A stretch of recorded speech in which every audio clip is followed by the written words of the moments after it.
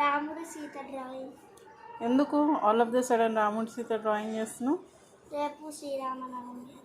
రేపు శ్రీరామనవమి అని నువ్వు చేస్తున్నావా? ఇది చూపించి ఏం చేసినావు? అరే భలే చేసినావు కదా.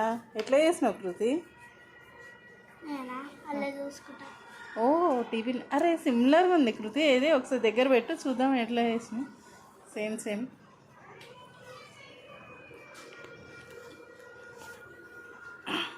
Wow Kriti, same to same ఉంది కదా బేటా. అబ్బా ఇంకా షేడ్ చేయలే.